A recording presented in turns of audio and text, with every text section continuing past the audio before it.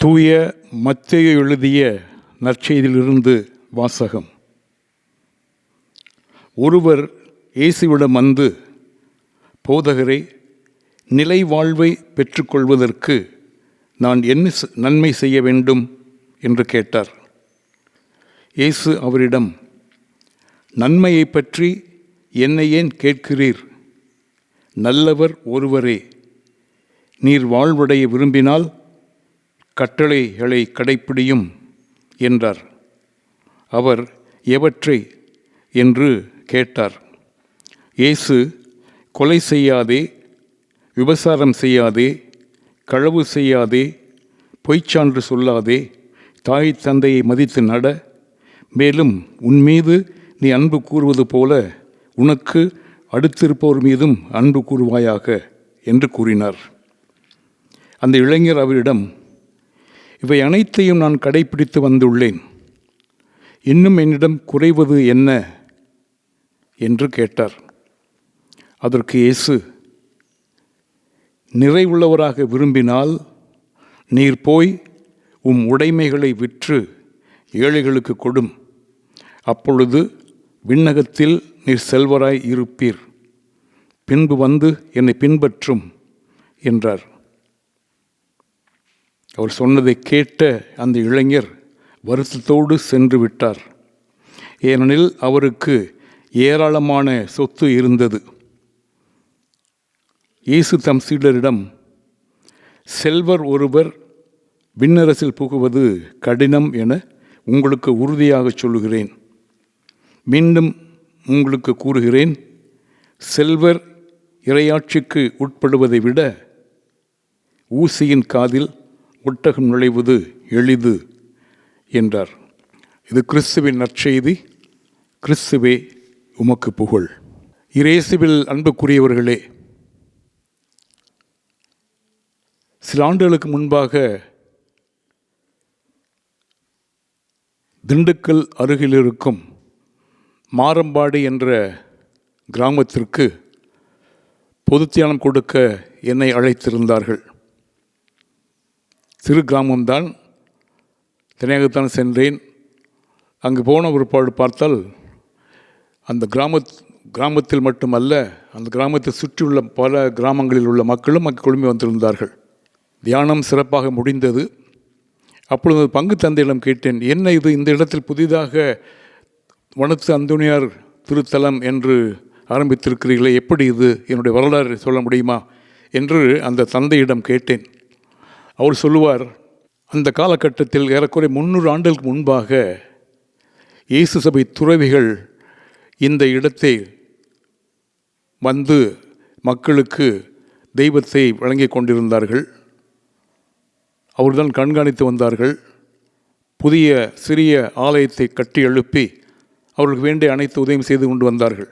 இந்த நிலையில்தான் அந்த ஊரிலே காலரா என்ற நோய் வந்து அதன் விளைவாக பல மக்கள் மடியத் தொடங்கினார்கள். அந்த காலகட்டத்தில் மருத்துவம் அவ்வளவு எளிதாக இல்லை. ஆகவே அந்த மக்கள் மடிந்து போன்றிருப்பதை பார்த்து செய்வதறியாது திகைத்த அந்த துறவிகள் இறை துணை நாடினார்கள். அந்த இறை துணையானது தூய வனத்து அந்தோனியாரை அவர்களுக்கு சுட்டி காட்டியது. ஆகவே தூய வனத்து அந்தோனியாருடைய திருச்சுரூபத்தை கொண்டு வந்து அங்கே ஸ்தாபனம் செய்து அவரிடத்தில் சிறப்பாக ஜெபிக்கும்படி மக்களை கேட்டுக்கொண்டார்கள். அவர்களும் ஜெபித்தார்கள். கொஞ்ச நாட்களிலேயே அந்த இடத்தில் அந்த காலரா என்ற நோய் இடத்தை விட்டு ஓடியது. இது பெரிய அதிர்ச்சியை, மகிழ்ச்சியான நிகழ்ச்சியை ஏற்படுத்தியது. அதன் விளைவாக அவர்கள் அந்த இடத்தில் அந்த கோயில் பெரிதாக கட்டி வனத்து அந்தோனியாருக்கு அந்த இடத்தை ஸ்தாபனம் செய்து வைத்து அது முதல் ஒவ்வொரு ஆண்டும் ஜனவரி மாதம் 17ஆம் தேதி மிகப்பெரிய அளவிலே அந்த விழா எடுத்து கொண்டிருக்கின்றார்கள். ஆகவே அந்த விழா கொண்டாடுவதற்காக மற்ற இடங்களிலிருந்து எல்லோருமே வந்து போய் கொண்டிருந்தார்கள். எல்லா மக்களுமே வருவார்கள்.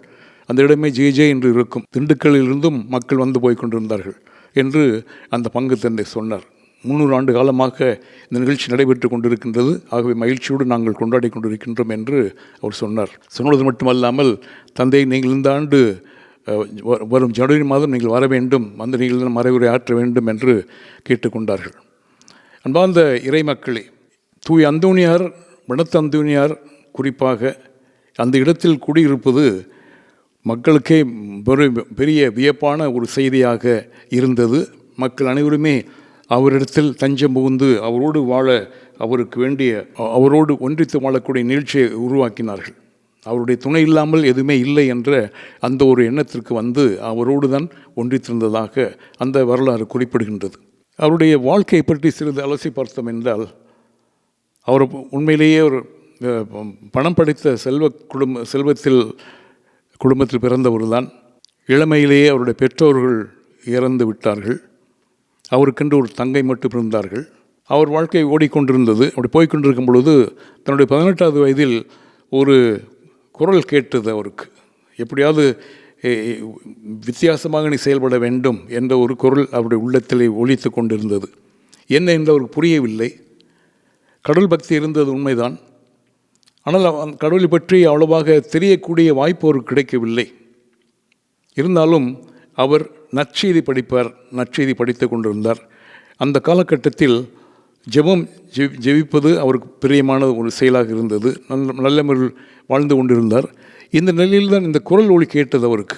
என்ன என்று புரியாத நிலையிலே அவர் அந்த குரலுக்கு செவி கொடுக்க ஆரம்பித்தார். அப்பொழுது அன்றைய காலகட்டத்தில் நிரம்ப துறவற சபைகள் எதுவுமே கிடையாது. அவர் தனிமையில் இருந்து கொண்டிருந்தார், ஜெபிப்பார். இப்படியே போய்கொண்டிருந்த நிலையில்தான் அவருக்கு ஒரு மின்னல் தோன்றியது.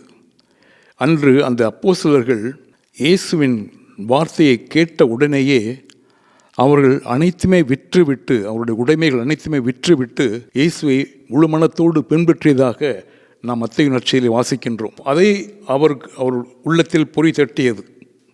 இதை உணர்ந்து கொண்டு உடனே அவர் என்ன செய்கின்றார் என்றால், தன்னுடைய சொத்து அனைத்தையும் விற்றுவிட்டார். தன்னுடைய சொத்து சுகம் அனைத்தையும் விற்றுவிட்டு அதில் ஒரு பகுதியை தன்னுடைய அன்பு தங்கைக்கு கொடுத்து விட்டு, அந்த அன்பு தங்கையை ஒரு சிலரிடத்தில் பொறுப்பாக ஒப்படைத்து விட்டு, அவர் அந்த மீதி உள்ள பணத்தை எல்லா ஏழைகளுக்கும் கொடுத்து விட்டார். எல்லா ஏழைகளுக்கும் கொடுத்து விட்டு அவர் தனிமையில் தன்னுடைய சொந்த நிலத்தில் ஒரு குடிசையில் அவர் அங்கே தங்கியிருந்து அங்கே தான் வேலை செய்து கொண்டிருந்தார், பணியாற்றி கொண்டிருந்தார். ஜெபிப்பது, வேலை செய்வது, உறங்குவது, இதுதான் அவருடைய பணியாக இருந்தது. இப்படித்தான் இருந்து போய்கொண்டிருந்தது. காலப்போக்கில் இந்த நிலையை மாற்றி அவர் இங்கு இருக்க வேண்டாம் என்று அந்த இடத்தையும் விட்டுவிட்டு அவர் தனிமையாக அவர் போய்விட்டார். தனிமையாக ஒரு காட்டுக்கு போய்விட்டார். காட்டுக்குள் சென்று அங்கேயே தங்கியிருந்து அங்கேயே ஜெபிப்பது, இறைவனோடு உறவாடுவது, நற்செய்தி வாசிப்பது போன்ற இந்த பணிகளில் தன்னை முழுமையாக ஈடுபடுத்தி கொண்டு வந்தார். அந்த காட்டில் வளர்ந்த அந்த கனிகள் தான் அவருக்கு உணவாக இருந்தது. அங்கேதான் மரத்தில் படுத்துக்கொள்வார், பாறைகளை படுத்துக்கொள்வார். இப்படி தான் அவர் வாழ்க்கை அமைந்திருந்தது. ஆகவே தான் அவர் வனத்து அந்தோணியார் என்று அவரை சொல்லி கொண்டிருந்தார்கள். அவருடைய பெயர் அப்படி தான் வந்து சேர்ந்தது. ஆகவே இந்த மாதிரி வாழ்க்கை வாழ்ந்து கொண்டிருந்த வேளையில்தான் இவருடைய வாழ்க்கையை கேள்விப்பட்ட பலர் இவரை பின்பற்ற வேண்டும் என்ற ஒரு எண்ணம் மக்கள் மனத்தில் ஏற்பட்டது. அப்போ குறிப்பாக அன்றைய காலகட்டத்தில் வாழ்ந்த அவருடைய நண்பர் புனித அத்தனாசியார் அவருடைய வாழ்க்கையை புத்தகமாக எழுதியிருந்தார். எழுதியதன் விளைவாக அதை படித்த பல இளைஞர்கள் அன்றைய காலகட்டத்தில் என்ன செய்வதுன்னு தெரியாத நிலையில் இருந்த அந்த இளைஞர்கள் எல்லாம், சரி இவருடைய வாழ்க்கை நமக்கு பொருத்தமாக இருக்கிறது என்று சொல்லி அந்த வாழ்க்கையை பின்பற்ற அவரை தேடி வந்தார்கள். அவரை தேடி வந்ததுமே அவர் என்ன செய்கின்றார், ஏன்னா திடீரென்று என்னை தேடி வந்திருக்கிறார்கள் என்று அவர் எல்லோருமே வரவேற்று குழுவாக அவர்களை காட்டுக்குத்தான் அனுப்புகின்றார். காட்டுதானே அவர் இருந்ததே காட்டில் தான் இருந்தார். அங்கே வந்தார்கள். அவர் குழுவாக பல இடங்களுக்கு அனுப்பி வைத்து அங்கே தான் அவங்க ஜெபிக்க, பணி செய்ய, வேலை செய்ய, இதுதான் அவருடைய வேண்டுகோளாக அமைந்திருந்தது. அந்த வேண்டுகோளை ஏற்று அவரை பின்பற்றியவர்கள் பல 100 மடங்காக அதிகரிக்க ஆரம்பித்தார்கள். பலர் வந்து சேர்ந்தார்கள் அவருடைய வாழ்க்கையை பின்பற்றுவதற்காக. ஏனென்றால் ஜெபம் இருக்கின்றது, பணி இருக்கின்றது, பிறருக்கு உதவி செய்ய வேண்டும் என்ற அந்த பெரிய மனப்பான்மை இருக்கின்றது. அதை செயல்படுத்த வேண்டும் என்ற அந்த எண்ணத்தில் ஒரு புதிய வாழ்க்கையை கண்டுபிடித்து விட்டோம் என்ற அந்த எண்ணத்தில் தான் பல இளைஞர்கள் அவரை தேடி வந்தார்கள். அந்த மாதிரி போய்கொண்டிருக்கும் பொழுது தான் அவருடைய வாழ்க்கை சிறப்பாக அமைந்திருந்த வழியில்தான் அவர் அந்த வாழ்க்கையை தொடர்ந்து வாழ்ந்த அவர்தான் அந்த துறவர, அதாவது இந்த இந்த துறவு வாழ்க்கைக்கு அவர்தான் வித்திட்டவர் என்று திருச்சபையானது அவரை அங்கீகரித்தது. அவர்தான் தலைவர், அவர்தான் அவருடைய வாழ்க்கையில் தான் வாழ்க்கையின் மூலமாகத்தான் துறவரம் என்ற ஒரு நிலைமை வந்தது என்று திருச்சபை அங்கீகரித்து அதன் மூலமாக அவருடைய வாழ்க்கையை பின்பற்ற வேண்டும், கடைபிடிக்க வேண்டும் என்ற அந்த வேண்டுகோளையும் அப்பொழுது விடுத்தது. அதன் விளைவாகத்தான் பல இளைஞர்கள் வந்து அவருடைய வாழ்க்கையை பின்பற்றி அவரோடு ஒன்றித்திருக்கக்கூடிய அந்த நிலையை அவர்கள் உருவாக்கினார்கள். இந்த நிலைமை சாதாரணமாக இருக்கவில்லை. அவருக்கு இந்த மாதிரி செய்துபட்டிருந்த வேளையிலே அவருக்கென்று பல சோதனைகள் வரத்தான் செய்தன. ஏன்னா சாத்தான் சும்மா இருக்க போவது கிடையாது. இவருடைய வாழ்க்கை ஓடிக்கொண்டிருக்கின்றது. அவரை பார்த்து எத்தனையோ இளைஞர்கள் வந்து பின்பற்றி கொண்டிருக்கின்றார்கள். ஆகவே வாழ்க்கை விரோதமாக போய்கொண்டிருந்த வேளையிலே இதை பார்த்து அந்த சாத்தானுக்கு எப்படியாவது சோதிக்க வேண்டும், அவருடைய நிலைமை மாற்ற வேண்டும் என்று பல முயற்சி எடுத்தது. பெண் வேடமிட்டு அவரை தொல்லை கொடுத்தது. அவருடைய அந்த துறவரத்தில் இருப்பது போல அவர் வந்து நடித்து அவர்களுக்கு துன்பத்தை கொடுத்தது. அப்படி இருந்தும் அவையெல்லாம் சாத்தானுடைய வேலை என்பதை உணர்ந்தவராக அவையெல்லாம் அடித்து விரட்டி எந்த விதமான தயக்கமும் இல்லாமல் தடையும் இல்லாமல் அவர் தன்னுடைய பணியை சிறப்பாக செய்து முடித்தார். அதுதான் இன்று கூட குடும்பத்தில் வரக்கூடிய சோதனைகள் அனைத்திற்குமே இந்த சாத்தான் காரணம் என்று மக்கள் நம்பியதன் விளைவாக அவரிடத்தில் வேண்டுகோள் விடுத்து அந்த சாத்தானை விரட்டி அடிக்கக்கூடிய அந்த சூழ்நிலையும் இப்பொழுது நடைபெற்று கொண்டிருக்கின்றது. ஆகவே அந்த மாதிரி தனக்கு ஏற்பட்ட பலவிதமான சோதனைகளையும் அவர் வென்று அந்த சோதனையிலிருந்து வென்று தன்னுடைய வாழ்க்கையை முழுமையாக இறைவனுக்கு அர்ப்பணித்தார். இந்த மாதிரி அர்ப்பணித்து தன்னுடைய 105வது வயதிலே, எகிப்தில் பிறந்த அவர் 105வது வயதிலே அவர் தன்னுடைய வாழ்க்கையை முடித்து கொண்டு இறைப்பதம் சென்று அடைந்தார். ஆக இந்த அவருடைய வாழ்க்கையை பார்க்கும் பொழுது அவருடைய வாழ்க்கையில் நாம் என்ன பார்க்கின்றோம் என்றால், நிச்சயமாக பல நிகழ்ச்சிகளை நாம் முன்னுமாக எடுத்துக்கொள்ள முடியும். ஆனால் 2 மட்டும் சுட்டி காட்ட விரும்புகின்றேன். நமக்கு தேவையானது, நாம் கடைபிடிக்கக்கூடிய 2.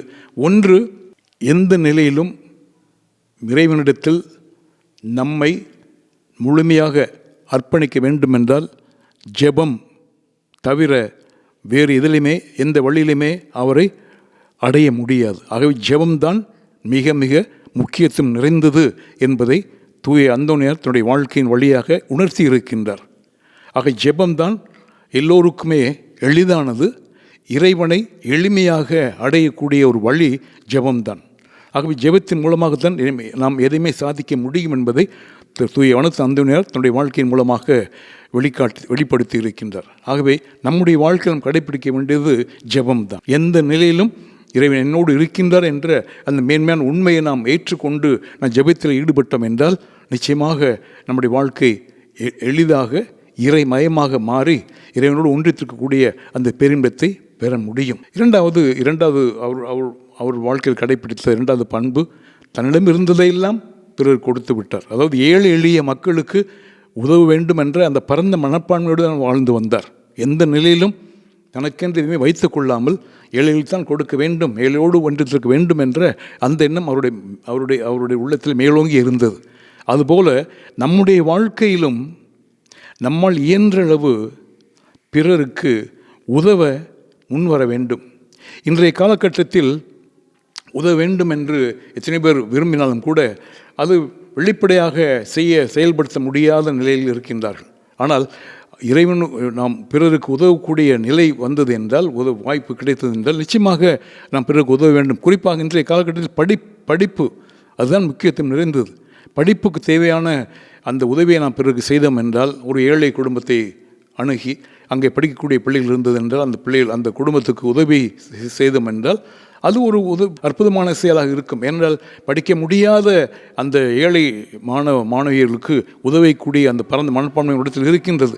ஆகவே நம்ம முடிந்த அளவு எந்த நிலையிலாவது பிறருக்கு உதவ வேண்டும் என்ற அந்த பரந்த மனப்பான்மையை நாம் மனத்தில் கொண்டிருந்தோம் என்றால் நிச்சயமாக நாம் எடுக்கக்கூடிய இந்த விழாவானது நமக்கு பொருள் பொதிந்த விழாவாக அமையும். எவ்வளோ கருத்துக்கள் இருக்கலாம், எவ்வளோ சொல்லிக் கொண்டு இருக்கலாம். ஆனால் முக்கியமாக நாம் இவைகளை கடைப்பிடித்து ஜெபத்திலும் தவத்திலும் பிறருக்கு உதவி செய்யக்கூடிய அந்த நற்பண்பிலும் நாம் வாழ்ந்தோம் என்றால், கடைப்பிடித்து வந்தோம் என்றால் நிச்சயமாக நம்முடைய வாழ்க்கை எப்பொழுதுமே இறைமயமாக மாறியிருக்கும். ஆகவே அன்புடையோரே, இந்த புனிதமான நாளில் தூய வனத்து அந்தோனியாருக்கு விழா எடுத்திருக்கும் இந்த புனிதமான நேரத்தில் நம்மையே இறைவனத்தில் அர்ப்பணிப்போம். திருப்பலிக்கு வந்திருக்கின்றோம். திருப்பலி வழியாக இறைவன் நம்மை சந்திக்க காத்திருக்கின்றார். ஆகவே அந்த ஆண்டவரிடத்தில் நம்மை அர்ப்பணித்து தூய அந்தோனியார், வனத்து அந்தோனியாரைப் போல நம்முடைய வாழ்க்கையிலும் பிறருக்கு உதவ வேண்டும் என்ற பரந்த எண்ணமும், அதே நேரத்தில் எந்த நிலையிலும் ஜெபத்தின் வாயிலாக இயேசுவை பின்பற்ற வேண்டும், இயேசுடன் இணைந்து வாழ வேண்டும் என்ற அந்த கொள்கையும் ஏற்றுக்கொண்டு நாம் வாழ்ந்தோம் என்றால் நிச்சயமாக நமக்கு பயன் தரக்கூடியதாக அது அமையும். ஆகவே இந்த விழாவில், இந்த திருப்பலி நேரத்தில் இயேசுவை பார்த்து நாம் ஜெபிப்போம். ஆமென்.